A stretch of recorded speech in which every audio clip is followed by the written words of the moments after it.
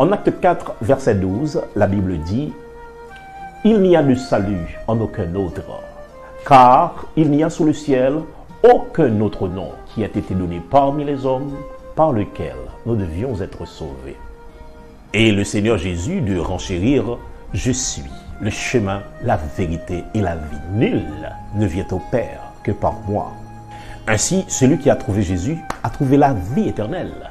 D'où la raison de notre paix. Contrairement aux fausses religions qui n'assurent à leurs adeptes le salut après la mort physique, nous les chrétiens, nous avons la certitude de notre destination céleste.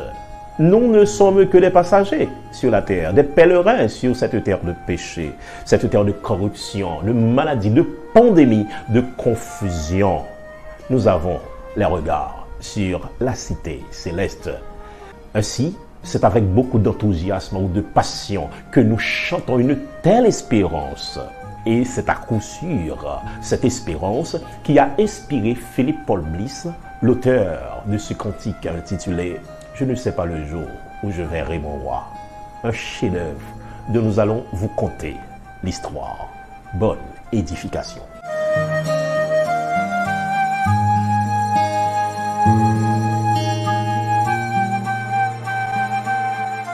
Philippe Paul Bliss naquit en 1838 dans la cabane en bois d'une famille chrétienne. À l'âge adulte, il devint professeur de musique et commença à composer des cantiques.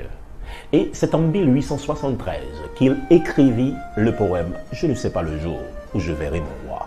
Le 28 décembre 1876, Bliss devait prêcher dans une croisade d'évangélisation dans la ville de Chicago aux États-Unis. Et voici les paroles qu'il adressa à la foule.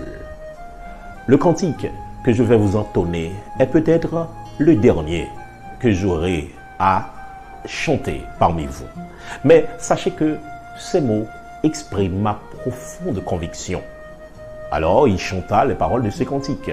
Je ne sais pas le jour où je verrai mon roi.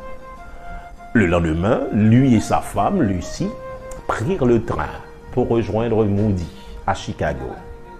Mais il neigeait et pleuvait tellement que, miné par une crue torrentielle, un pont s'effondra sous le passage du train. Les wagons en bois tombèrent dans le ravin et s'enflammèrent. Philippe put s'échapper par la fenêtre. Mais voyant que sa femme était restée coincée, il retourna pour l'aider. Mais ce fut en vain.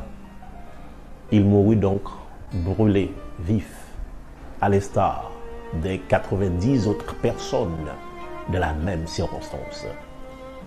À 38 ans, Philippe Paul Bliss entra dans la gloire de son roi, comme annoncé par son chant.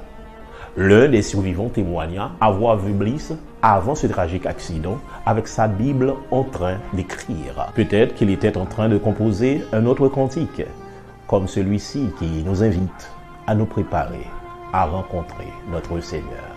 Ce cantique que je vous invite à entonner avec nous à la gloire de Dieu. Je ne sais pas le jour où je verrai mon roi.